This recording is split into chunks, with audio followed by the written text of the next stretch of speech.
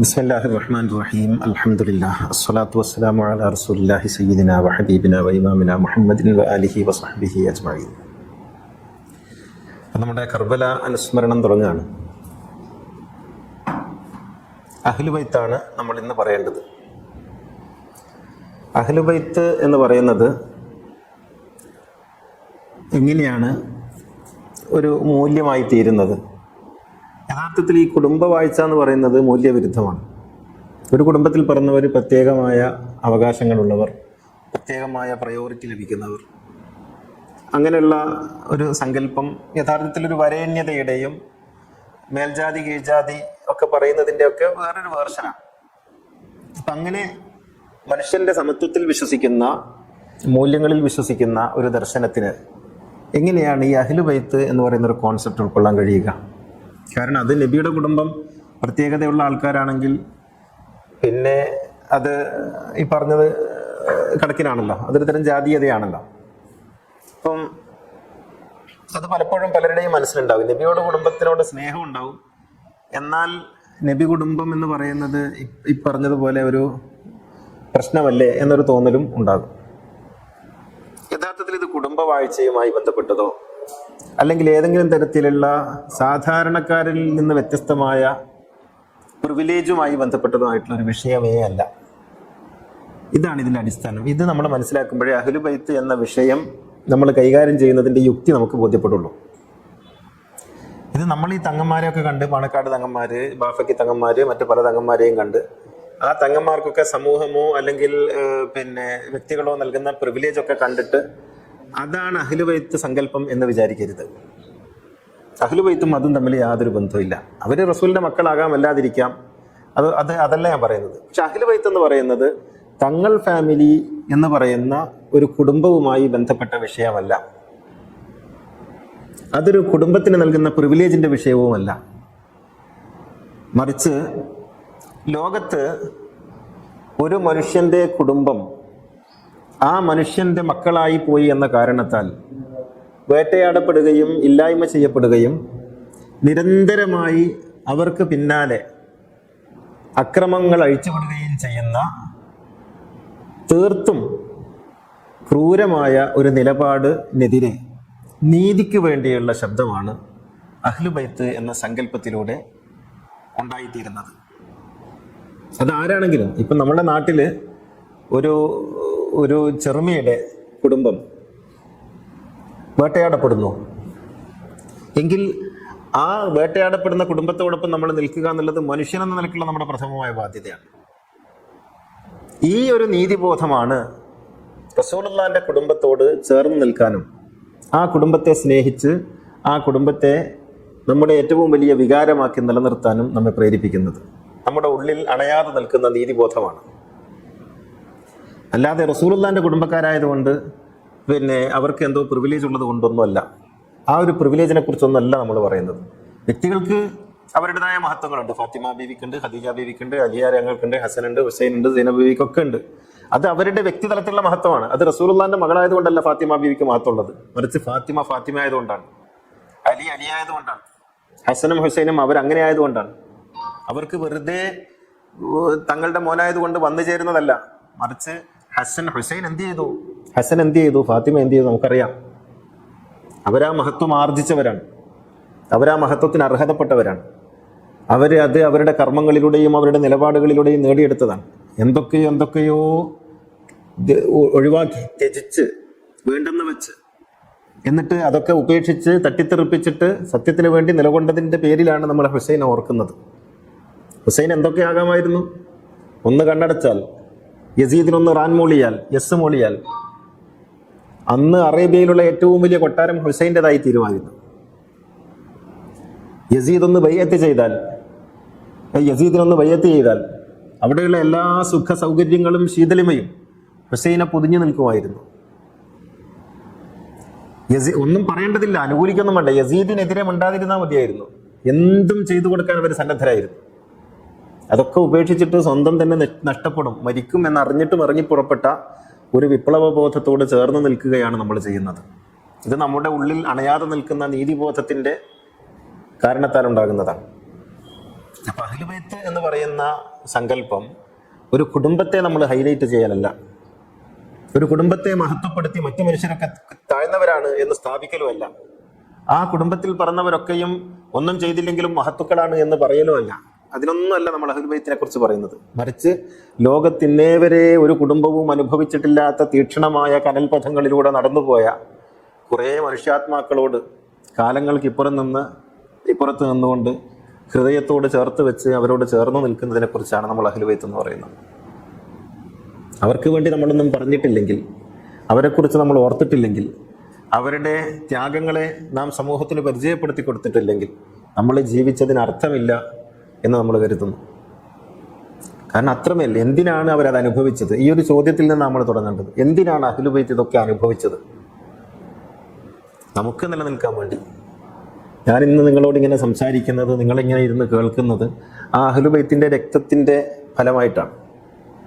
അല്ലെങ്കിൽ നമ്മൾ മറ്റെന്തൊക്കെയോ ആകുമായിരുന്നു. അപ്പോൾ ഈ ഒരു നന്ദിബോധമാണ്, ഈ ഒരു നീതിബോധമാണ് നമ്മളെ എല്ലാ സമയത്തും അഹ്ലുബൈത്തിനെ കുറിച്ച് ഓർമ്മിക്കാൻ പ്രേരിപ്പിച്ചുകൊണ്ടിരിക്കുന്നത്. വിജയിച്ചവരുടെ കൂടെ നിൽക്കാൻ എളുപ്പമാണ്. വിജയിച്ചവരുടെ കൂടെ നിൽക്കാൻ പ്രത്യേകിച്ച് ഒന്നും വേണ്ട. നിങ്ങൾ അവരുടെ കൂടെ അങ്ങ് പോയാൽ മതി. അവരെല്ലാ സൗകര്യങ്ങളും നമ്മളുമായിട്ട് പങ്കുവെക്കും. പരാജയപ്പെട്ടവരുടെ കൂടെ നിൽക്കാനാണ് ആർജവം വേണ്ടത്. പരാജയപ്പെട്ടവരുടെ കൂടെ നിൽക്കാനാണ് നമുക്ക് തൻ്റെ ഇടം ഉണ്ടാകേണ്ടത്. അപ്പം നമ്മളെ അപമാനിക്കാനും നിന്ദിക്കാനൊക്കെ ആളുകളുണ്ടാവും. നമ്മൾ പരാജയപ്പെട്ടവരോടൊപ്പം നിൽക്കുന്നവരാണ്, വിജയിച്ചവരല്ല. പരാജയപ്പെട്ടവരാണ് ഈ ലോകത്ത് പലതും നടപ്പിലാക്കിയിട്ടുള്ളത് എന്ന് ഓർക്കുന്നവരാണ്, നമ്മൾ ഓർക്കേണ്ടവരാണ്. അപ്പോൾ അഹ്ലുബൈത്ത് എന്ന് പറയുന്നത് ലോകത്ത് നിരന്തരമായി പരാജയപ്പെടുത്തപ്പെട്ട ഒരു കുടുംബമാണ്. നിരന്തരമായി സ്വന്തക്കാരാൽ, ശത്രുക്കളാൽ പരാജയപ്പെടുത്തപ്പെടുക എന്ന് പറയുന്നത് വലിയ കാര്യമൊന്നുമല്ല. ഇത് സ്വന്തക്കാരാൽ പരാജയപ്പെടുത്തപ്പെടുകയാണ്. സ്വന്തമായി കൂടെ ഉണ്ടെന്ന് വിചാരിക്കുന്ന, കൂടെ നിൽക്കുമെന്ന് വിചാരിക്കുന്ന, വളർത്തി വലുതാക്കിയ കൈകൾ തന്നെ വെട്ടിമാറ്റുന്ന ഒരു ചരിത്രമാണ് അഹ്ലുബൈത്തിന്റെ ചരിത്രം. അതുകൊണ്ടാണ് നമ്മൾ അഹ്ലുബൈത്തിനെ ഓർമ്മിക്കുന്നത്. അഹ്ലുബൈത്ത് നമ്മുടെ ഒരു വികാരമാണ്. അഹ്ലുബൈത്ത് നമ്മുടെ തീക്ഷ്ണമായ ഓർമ്മയാണ്. അഹ്ലുബൈത്ത് നമ്മുടെ ഉള്ളിൽ ഒരിക്കലും കെടാത്ത കനലാണ്. അഹ്ലുബൈത്ത് എപ്പോഴും നമ്മെ കരയിപ്പിക്കുന്ന ഓർമ്മകളാണ്. അത് ഇതുകൊണ്ടാണ്. അല്ലാതെ നമ്മൾ തങ്ങൾ ഫാമിലിയെ എന്തോ മഹത്വപ്പെടുത്തുന്നു എന്നൊന്നും പറഞ്ഞതിന് അർത്ഥമില്ല. മാത്രമല്ല, ഇതിനോട് ചേർന്ന് നിൽക്കാത്ത ആളുകളാണ് ഇപ്പോഴത്തെ തങ്ങൾ ഫാമിലിമാർ. നിങ്ങൾക്കറിയാലോ, അഹ്ലുബൈത്തിനെ കുറിച്ച് പറയുന്ന ആളുകളെ ഷിയ ആക്കുന്നതിൽ തങ്ങൾ ഫാമിലിമാരാണ് മുമ്പിലുള്ളത്. അഹ്ലുബൈത്തിനെ കുറിച്ച് പറയുന്ന ആളുകൾ മുഖ്യധാരക്ക് പുറത്താണ് എന്ന് പറയാൻ അവരും കൂടി ചേർന്ന് നിൽക്കുന്നുണ്ട്. അപ്പോൾ അഹ്ലുബൈത്ത് എന്ന് പറയുന്നത് തങ്ങൾ ഫാമിലി ആണെങ്കിൽ അവരിതിൻ്റെ കൂടെ നിൽക്കേണ്ടവരാണ്. അവർ നിൽക്കൂല. കാരണം അവർ എപ്പോഴും ഈ മുആവിയൻ പക്ഷത്തോടൊപ്പം ചേർന്ന് നിന്നവരാണ്. അത് ചരിത്രത്തിൽ അങ്ങനെയാണല്ലോ. നോക്കൂ നിങ്ങൾ, റസൂലുള്ളാഹിന്റെ സഹാബികളുടെ കൂട്ടത്തിൽ 10,000-കണക്കിന് ആളുകളുണ്ട്. ഈ 10,000-കണക്കിന് ആളുകളിൽ എത്ര ആളുകളാണ് മുആവിയ വെച്ച് നീട്ടിയ, യസീദ് വെച്ച് നീട്ടിയ അപകഷ്ണത്തിന് വേണ്ടി കടിപിടി കൂടിയിട്ടുള്ളത്? എത്രയോ ആളുകൾ അതിൻ്റെ പിന്നാലെ പോയി. അവർ വെച്ച് നീട്ടിയ അധികാര സ്ഥാപനങ്ങളിൽ അവർ ഉദ്യോഗസ്ഥന്മാരായിട്ട് നിന്നു. അവർ കൊടുത്ത കൊട്ടാരങ്ങളിൽ താമസിച്ചു. അവർ കൊടുത്ത ആസ്വാദനങ്ങൾ അനുഭവിച്ചു. റസൂലിന്റെ കൂടെ നിന്ന ആൾക്കാരൊക്കെ അങ്ങനെയാണ്. സൗകര്യങ്ങൾ കിട്ടുമ്പോൾ മാറിപ്പോകാൻ വലിയ സ്നേഹമൊന്നും വേണ്ട. കഷ്ടപ്പെടുന്നവന്റെ മുന്നിലേക്ക് പണമോ അധികാരമോ ഒക്കെ വെച്ച് നീട്ടിയാൽ തൽക്കാലത്തേക്ക് ആദർശമൊക്കെ മറന്ന് അത് സ്വീകരിക്കാം എന്ന് പറയുന്നതിന്, അല്ലെങ്കിൽ എന്ന് വിചാരിക്കുന്നതിന് കുറേ നേരമൊന്നും വേണ്ട. അത് മനുഷ്യന്റെ വലിയൊരു തിന്മയായിട്ടൊന്നും നമ്മൾ കാണുന്നില്ലെങ്കിൽ പോലും അങ്ങനെയാണ് ചരിത്രത്തിൽ സംഭവിച്ചിട്ടുള്ളത്. അതുകൊണ്ടാണ് നമ്മൾ കാലത്തിനിപ്പുറത്ത് ഒരുപാട് വെള്ളം ഒഴുകിപ്പോയതിന് ശേഷവും നമ്മൾ അഹ്ലുബൈത്തിനെ കുറിച്ച് നമ്മുടെ കൺമുന്നിൽ നടന്നതുപോലെ നമ്മൾ ഓർക്കുന്നത്. അതുകൊണ്ടാണ്. ഒന്നുമില്ലെങ്കിൽ നാളെ പ്രവാചകൻ നമ്മളെ കാണുമ്പോൾ നമുക്ക് പ്രവാചകനോട് ഇതെങ്കിലും പറയാൻ കഴിയുമല്ലോ. അതെങ്കിലും പറയാൻ കഴിയുക എന്നുള്ളതാണ് നമ്മളൊക്കെ അവശേഷിപ്പിക്കുന്ന ഒരു പക്ഷേ നമ്മുടെ സത്കർമ്മങ്ങളിൽ ഏറ്റവും പ്രധാനപ്പെട്ട, ഞാൻ വിചാരിക്കുന്നു നമ്മൾ നിസ്കരിക്കുന്നതിനേക്കാളും പ്രധാനപ്പെട്ട ഒരു കർമ്മത്തിലാണ് നമ്മളിപ്പോൾ ഏർപ്പെട്ടുകൊണ്ടിരിക്കുന്നത്. നമ്മൾ നിസ്കരിക്കുകയും നോമ്പെടുക്കുകയൊക്കെ ചെയ്യുന്ന കർമ്മങ്ങളിൽ അതിനേക്കാൾ പ്രധാനപ്പെട്ട ഒരു കർമ്മമാണ് ഇപ്പം നമ്മൾ ചെയ്തുകൊണ്ടിരിക്കുന്നത്.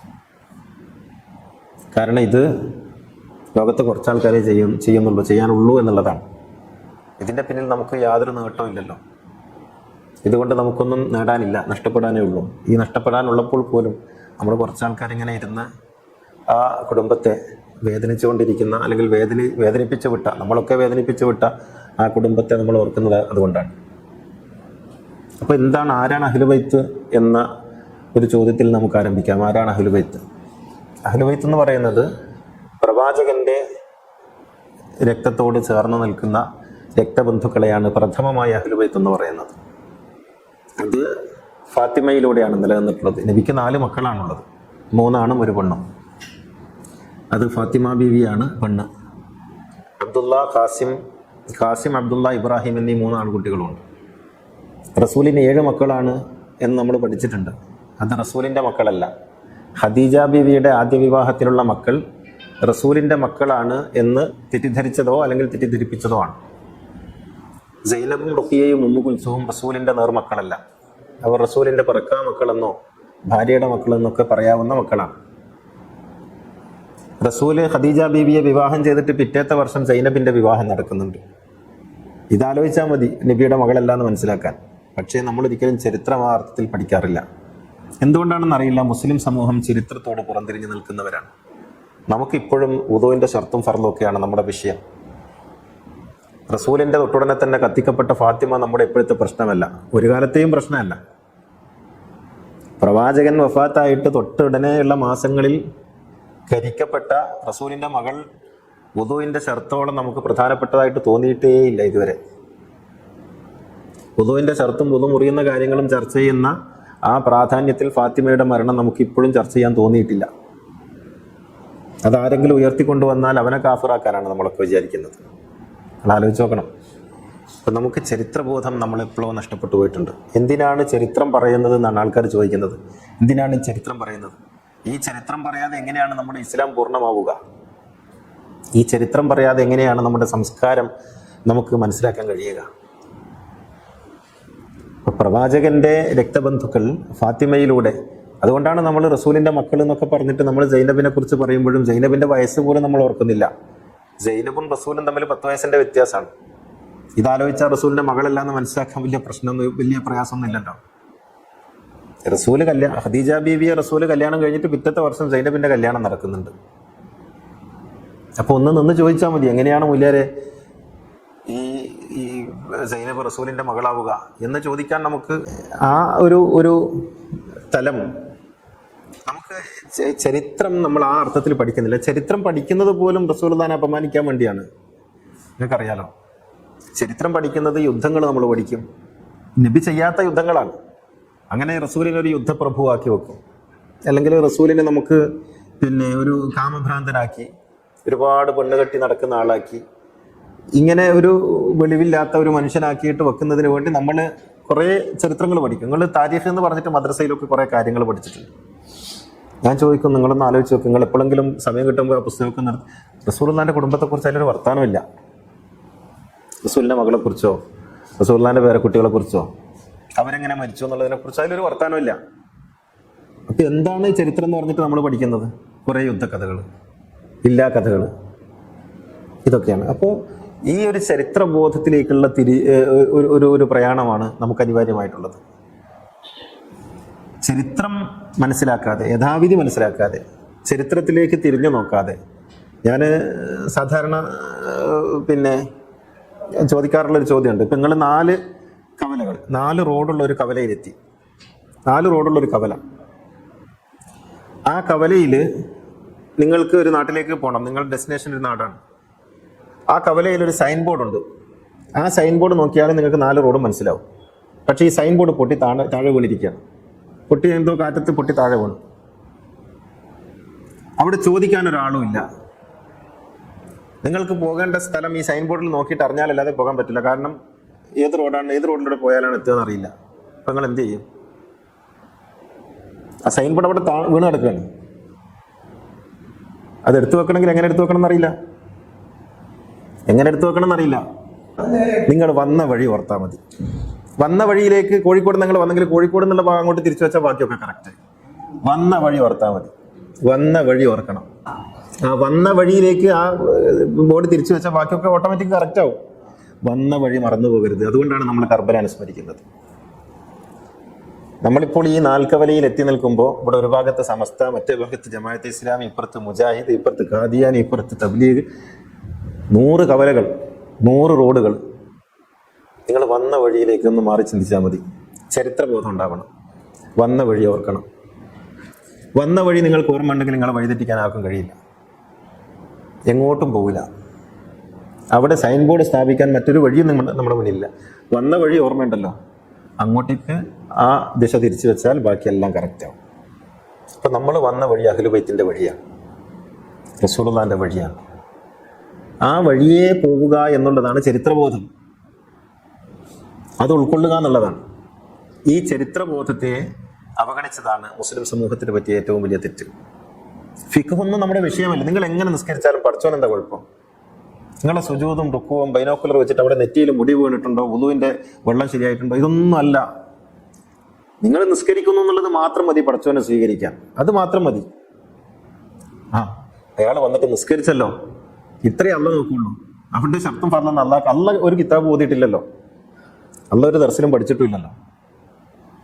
അല്ല ഏത് കിതാബ് നോക്കുക? ഷാഫി കിതാബ് നോക്കുക, ഹനഫി കിതാബ് നോക്കുക, മാലിക് കിതാബ് നോക്കുക. ഏത് കിതാബ് നോക്കിയിട്ട് അല്ല വിധിക്കുക? നമുക്ക് ചരിത്രബോധമാണ് ഉണ്ടാകേണ്ടത്. നഷ്ടപ്പെട്ടു പോയ ആ കാലത്തെക്കുറിച്ചുള്ള ഓർമ്മകൾ നമ്മൾ വീണ്ടെടുക്കണം. അത് പെറുക്കി എടുക്കണം. അൽ ഹിക്മത്തു ളാല്ലത്തുൽ മുഅ്മിനി എന്ന പ്രവാചകൻ പറയുന്നത് അതുകൊണ്ടാണ്. എവിടെയൊക്കെയോ നമുക്ക് നഷ്ടപ്പെട്ടു പോയ ആ ബോധതലത്തെ വീണ്ടെടുക്കുക എന്നുള്ളതാണ്. ഇക്ബാൽ പറഞ്ഞതുപോലെ സാർത്ഥവാഹക സംഘത്തിന്റെ ഭാണ്ഡം നഷ്ടപ്പെട്ടതിലല്ല എൻ്റെ ദുഃഖം, ആ ഭാണ്ഡം നഷ്ടപ്പെട്ടു എന്ന ബോധം നഷ്ടപ്പെട്ടു പോയതിനാണ്. ഭാണ്ഡം നഷ്ടപ്പെട്ടു എന്ന ബോധം ഉണ്ടെങ്കിൽ അയാൾക്ക് അത് തിരിച്ചെടുക്കാം. ആ ബോധം പോലും നഷ്ടപ്പെട്ടു പോയാലോ? ഈ ഒരു തലത്തിലാണ് ഇക്ബാൽ ഒരിക്കലും പറയുന്നുണ്ട്, കാലിൽ അണിയേണ്ടുന്ന ചെരുപ്പ് മാലയാക്കി കഴുത്തിൽ തൂക്കിയിട്ട് കാല് പൊള്ളുന്നു എന്ന് വിലപിക്കുന്നവരെ കുറിച്ച് ഞാൻ എന്ത് പറയാൻ?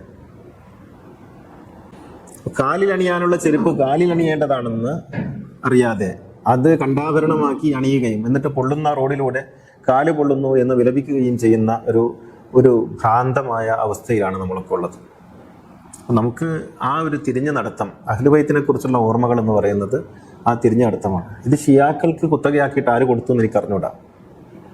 ഷിയാക്കൾ അഹ്ലുബൈത്തിനെ കുറിച്ച് പറയുന്നു എന്നത് നേര്, പക്ഷെ അഹ്ലുബൈത്തിനെ കുറിച്ച് ഷിയാക്കളാണ് പറയേണ്ടത് എന്ന് നമ്മളെന്തിനാണ് അവർക്ക് തീരെഴുതി കൊടുക്കുന്നത്? ഇത് പറയാൻ അഹ്ലുബൈത്തിനെ കുറിച്ച് പറയാൻ ഷിയ ആകണമെന്ന് ആരാ പറഞ്ഞത്? അല്ലെങ്കിൽ നമ്മൾ സുന്നിയാണ് എന്ന് പറയാൻ നമുക്ക് എങ്ങനെയാണ് കഴിയുന്നത്? ഈ സുന്നി എന്ന് പറഞ്ഞാൽ ആരാ? സുന്നി എന്ന് പറഞ്ഞാൽ എക്കാലവും അഹ്ലുബൈത്തിന് വിരുദ്ധമായി എന്നവരുടെ പേരാണ്. അഹ്ലുസുന്നത്ത് വൽ ജമാഅത്ത് എന്ന് പറയുന്നത് പ്രവാചക കുടുംബത്തിനെതിരെ നിന്നിട്ടുള്ള മൂവ്മെന്റിന്റെ പേരാണ്. അത് മുആവിയൻ സൃഷ്ടിയാണ്. മുഹമ്മദ് നബി ഒരു കാലത്തും സുന്നി ആയിട്ടില്ല. അഹ്ലുസുന്നത്ത് വൽ ജമാഅത്ത് എന്നുള്ള ശബ്ദം മുഹമ്മദ് നബിക്ക് പരിചയവുമില്ല. മുഹമ്മദ് നബി ഷിയുമല്ല. ഈ സുന്നി സംഘർഷങ്ങളും ഈ വിഭാഗീയതയും ഒക്കെ സംഭവിക്കുന്നത് പിൽക്കാലത്തല്ലേ? അപ്പോൾ ഞാൻ സുന്നിയാണ് എന്നൊരാൾ പറയുന്നുവെങ്കിൽ അയാൾ പ്രവാചകനെ കുറിച്ച് അറിയില്ല എന്നാണ് അതിൻ്റെ അർത്ഥം. ഞാൻ ഷിയാണെന്ന് പറയുന്നത് പോലെ തന്നെയാണ് സുന്നിയാണെന്ന് പറയുന്നത്.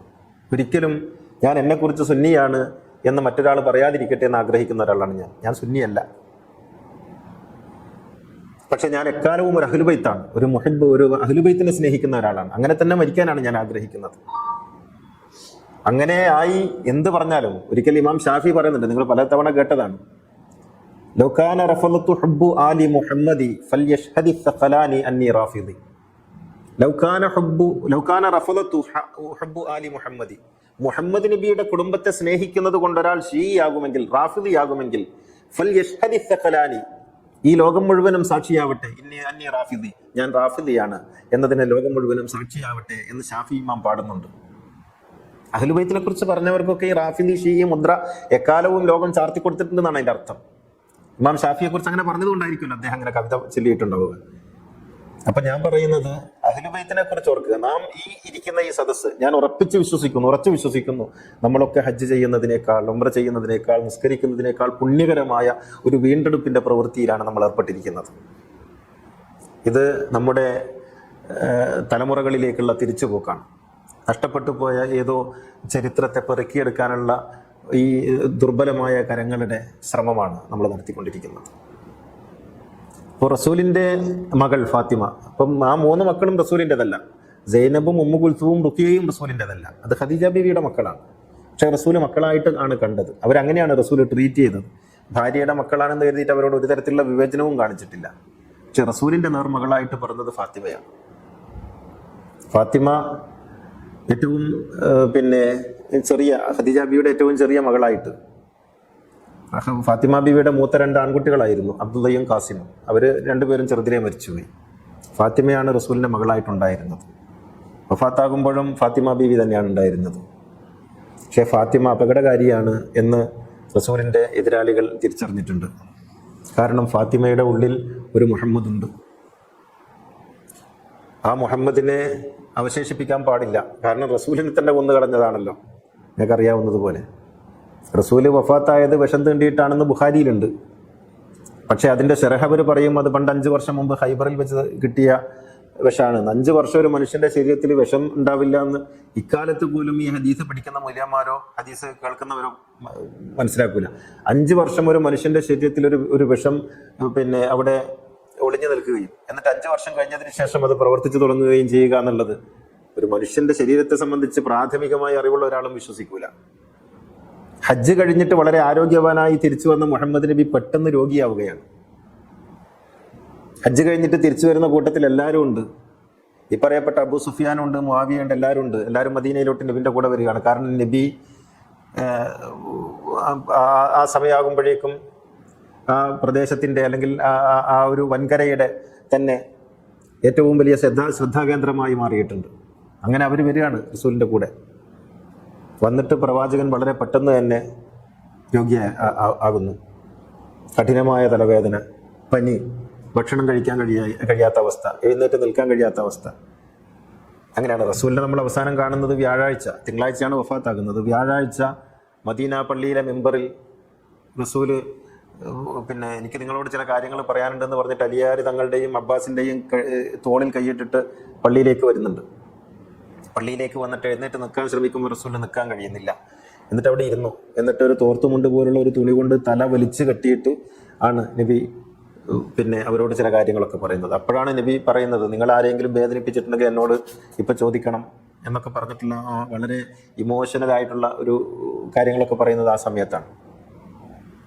അപ്പോഴാണ് നബി പറയുന്നത്, എൻ്റെ ഉള്ളിൽ വിഷം പ്രവർത്തിക്കുന്നുണ്ട്. അതാണ് ബുഖാരിയിലുള്ളത്, എൻ്റെ ഉള്ളിൽ വിഷം പ്രവർത്തിക്കുന്നുണ്ട്. ഇത് റസൂലിനെ തിരിച്ചറിയാം. റസൂൽ അത് പറയാതെ പോയത് പിന്നീട് പ്രശ്നം ഉണ്ടാവണ്ടെന്ന് കരുതിയിട്ടാവണം. എൻ്റെ ഉള്ളിൽ വിഷം പ്രവർത്തിക്കുന്നുണ്ട്, എൻ്റെ ഓരോ ഞരമ്പും പൊട്ടിപ്പോകുന്നത് പോലെ എനിക്ക് വേദനിക്കുന്നുണ്ട് എന്ന് റസൂൽ പറയുന്നുണ്ട്. എൻ്റെ ഉള്ളിൽ അത് പ്രവർത്തിച്ചു തുടങ്ങിയിരിക്കുന്നു. എന്നിട്ട് പിറ്റത്തെ തിങ്കളാഴ്ചയാണ് റസൂൽ വഫാത്താകുന്നത്. ഞാൻ പറയുന്നത് ഈ ചരിത്രങ്ങളൊക്കെ നമ്മൾ അറിയുമ്പോഴാണ് നമുക്ക് യഥാർത്ഥത്തിൽ ഈ വിഷയങ്ങൾ മനസ്സിലാക്കാൻ കഴിയുക. നമ്മൾ റളിയല്ലാഹു അൻഹു പറയുന്ന, നമ്മൾ മഹത്വപ്പെടുത്തുന്ന, നമ്മൾ ആദരവോടെ കാണുന്ന പല ആളുകളും റസൂലിനെ തന്നെ ഇല്ലാതാക്കാൻ ശ്രമിച്ച ആളുകളായിരുന്നു എന്ന് നമ്മൾ തിരിച്ചറിയുന്നത് അപ്പോഴൊക്കെയാണ് എന്നാണ് ഞാൻ പറഞ്ഞു വരുന്നത്. അപ്പോൾ പിന്നെ ഫാത്തിമ റസൂലിൻ്റെ പിന്തുടർച്ച കാത്തുവെച്ച ഒരേ ഒരു കണ്ണിയാണ്. ഒരേ ഒരു കണ്ണി. അത് ഇബ്രാഹിമിൽ നിന്ന് പടരുന്ന ഒരു കണ്ണിയാണ്. ഇബ്രാഹിം നബി പ്രാർത്ഥിക്കുന്നുണ്ട്. പിന്നെ ഇബ്രാഹിം നബിയോട് അള്ളാഹു പറയുന്നുണ്ട്, ഇന്നി ജാഇലുക ലിന്നാസി ഇമാമ, ലോകത്തിൻ്റെ മനുഷ്യരാശിയുടെ നേതാവാക്കിയിട്ട് നിന്നെ നാം നിശ്ചയിച്ചിരിക്കുന്നു. അപ്പോൾ ഇബ്രാഹിം നബി പറയുന്നു, ഒമിൻ ദുരിയത്തി, എൻ്റെ മക്കളിൽ നീ ഈ നേതൃസ്ഥാനത്തെ നിലനിർത്തി തരണം. അപ്പം അല്ലാഹു തആല പറയുന്നുണ്ട്, അത് പിന്നെ മൊത്തത്തിൽ ഞാൻ പറയില്ല, പിന്നെയോ അവരിൽ നല്ല ആളുകളിൽ ഞാനത് നിലനിർത്തും. അങ്ങനെയാണ് അത് നിലനിർത്തുന്നത്. നിങ്ങൾക്ക് ആ കഥ അറിയാമല്ലോ, ഇസ്മായിലിനെ അറുക്കാൻ കൊണ്ടുപോയി എന്ന് പറയുന്ന ആ കഥ. ആ കഥയിൽ ഒരാട്ടിനെ അറുത്തു എന്ന് പറയുന്നില്ലേ? ആട്ടിനെ അറുത്തു എന്ന് ഖുർആനിൽ ആടൊന്നും ഇല്ലല്ലോ. ഫദൈനാഹു ബിദ്ബിഹിൻ അദീം, ഒരു ദിവ്യ ബലിയാൽ ഇബ്രാഹിമിന് നാം പ്രായശ്ചിത്തം നൽകി എന്നാണ്. ഒരു ദിവ്യ ബലി. ആ ദിവ്യ ബലി ഏതാണെന്നറിയോ? അത് അവിടെ കൊടുത്ത ആട്ടിൻകുട്ടിയല്ല, അത് ഹുസൈനാണ്. കർബലയിൽ അറുക്കപ്പെട്ട തല ഇബ്രാഹിമിന് അള്ളാഹു അന്ന് കൊടുത്ത ദിവ്യബലിയുടെ സാക്ഷാത്കാരമാണ്. ചരിത്രത്തിൻ്റെ ഒരു നൂൽപകർച്ച അങ്ങനെയാണ് സാധിക്കുന്നത്, അങ്ങനെയാണത് ഒഴുകി എത്തുന്നത്. ഇപ്പം ഇബ്രാഹിം കത്തിവെച്ചത് ഇസ്മായിലിൻ്റെ കഴുത്തിലല്ല, അത് കാലങ്ങൾക്ക് പുറത്ത് യസീദിലൂടെയാണ് അത് സംഭവിക്കുന്നത്. അല്ലാതെ ഇബ്രാഹിമിനെ പോലുള്ള ഒരു പുണ്യപുരുഷൻ ഒരു കുട്ടിയുടെ കഴുത്തിൽ കത്തിവെക്കൂല. അത് കത്തിവെച്ചത് അന്നത്തെ നമ്രൂദിൻ്റെ പിന്തുടർച്ചക്കാരനായ യസീദാണ്. അങ്ങനെയാണത് വരുന്നത്. അത് ഹുസൈനെ കുറിച്ചുള്ള ഒരറിയിപ്പാണ്. വഫദൈനാഹു ബിദ്ബിഹിൻ അദീം എന്ന്. ലോകത്ത് ചില ചോരകളുണ്ട്, ചില രക്തങ്ങളുണ്ട്. ആ രക്തങ്ങൾ ആണ് ലോകത്തെ എപ്പോഴും ചുവപ്പിച്ചു നിർത്തുന്നത്. അത്തരത്തിലുള്ള ഒരു രക്തമാണ് ഹുസൈൻ്റെ രക്തം എന്ന് പറയുന്നത്. അത് അഹ്ലുബൈത്തിൻ്റെ രക്തമാണ്. അത് ലോകത്തെ ഇപ്പോഴും ചെഞ്ചായം അണിയിച്ചുകൊണ്ടിരിക്കും. ഒരുപക്ഷെ സന്ധ്യാസൂര്യൻ്റെ ചുവപ്പും ഉദയസൂര്യൻ്റെ ചുവപ്പുമൊക്കെ ഒരുപക്ഷെ ഈ ലോകത്ത് എക്കാലവും വീണ് പടർന്നിട്ടുള്ള ഇത്തരത്തിലുള്ള രക്തസാക്ഷികളുടെ രക്തം കൊണ്ടാണെന്നാണ് ഞാൻ വിചാരിക്കുന്നത്. ചെഗുവേരയുടെ രക്തമാണ് ഇപ്പോഴും നമ്മളെ ഉദ്ദീപിപ്പിക്കുന്നത്. ചെഗുവേരയുടെ രക്തത്തിന് ഹുസൈൻ്റെ രക്തത്തോട് ഒരു സാമ്യമുണ്ട്. അദ്ദേഹം ക്യൂബയുടെ വിദ്യാഭ്യാസ മന്ത്രിയായിരുന്നല്ലോ. ക്യൂബയുടെ വിദ്യാഭ്യാസ മന്ത്രിയായിരിക്കെയാണ് ബൊളീവിയൻ കാട്ടിലേക്ക് ചെഗുവേര പോകുന്നത്. ചെറുപ്പക്കാരനാണ്. 46 വയസ്സിലോ മറ്റോ കൊല്ലപ്പെടുന്നുണ്ട്. അതിനിടയിൽ ലോകത്ത് ഒരു മനുഷ്യൻ എത്രത്തോളം അറിയപ്പെടാമോ അത്രത്തോളം ഒക്കെ അറിയപ്പെട്ട് കഴിഞ്ഞിട്ടുണ്ട്. അദ്ദേഹം കാണാത്ത രാഷ്ട്രീയ നേതാക്കളോ അദ്ദേഹം സന്ധിക്കാത്ത അന്നത്തെ അമേരിക്കൻ പ്രസിഡന്റായിട്ട് വരെ ഒന്നിച്ചിരുന്ന് സംസാരിച്ചയാളാണ്. എവിടെയൊക്കെയോ എത്തിപ്പെടാവുന്ന, ഒരു പക്ഷേ ഫിദൽ കാസ്ട്രോയെ പോലെ അല്ലെങ്കിൽ അതേക്കാൾ കൂടുതലായിട്ട് ലോകത്ത് ശ്രദ്ധിക്കപ്പെടേണ്ടുന്ന ഒരു വ്യക്തി. പക്ഷെ അതൊക്കെ ഉപേക്ഷിച്ചിട്ട് ബൊളീവിയൻ കാടുകളിലേക്ക് പോകുന്നു. എനിക്ക് മന്ത്രിയായിരിക്കാനല്ല, മറിച്ച് ഇനിയും വേദന അനുഭവിക്കുന്ന പാവങ്ങളെ മോചിപ്പിക്കലാണ് എൻ്റെ ദൗത്യം എന്ന തിരിച്ചറിവിലാണ് ചെഗുവേര പോകുന്നത്. ഞാൻ പറയുന്നത്, ഇങ്ങനെ ചില വ്യക്തികൾ ലോകത്തിൻ്റെ ഏതൊക്കെയോ കവലകളിൽ ഉള്ളത് കൊണ്ടാണ് മനുഷ്യരാശി ഇപ്പോഴും നിലനിന്ന് പോരുന്നത്. ഹുസൈനും പറയുന്നത് അതാണ്. എന്താണ്, നിങ്ങൾക്ക് വീട്ടിൽ അടങ്ങിയിരുന്നാൽ പോരെ, നിങ്ങൾക്ക് വേണ്ടുന്നതൊക്കെ ഇവിടെ എത്തൂലേ എന്നാണ് ചോദിക്കുന്നത്. ഞാൻ അതിനു വേണ്ടിയല്ലല്ലോ ജനിച്ചത് എന്നാണ് അദ്ദേഹം പറയുന്നത്. ഒരുപാട് ഭക്ഷണം തിന്നു തീർക്കാനും ഒരുപാട് വെള്ളം കുടിച്ചു തീർക്കാനും അല്ലല്ലോ ഞാൻ പിറന്നത്. എൻ്റെ ഉള്ളിൽ മുഹമ്മദിൻ്റെ രക്തമല്ലേ ഉള്ളത്. ഞാനെങ്ങനെയാണ് ഇവിടെ ഇരിക്കുക? ഈ ഒരു ചോദ്യം തലമുറകളിൽ ആരൊക്കെയോ ചോദിച്ചതുകൊണ്ടാണ് മനുഷ്യരാശി ഇപ്പോഴും സ്വാതന്ത്ര്യം അനുഭവിച്ച് മുന്നോട്ട് പോകുന്നത്. ഈ ഒരു ഓർമ്മകളിലൂടെയാണ് നമ്മൾ കടന്നു പോകേണ്ടത്.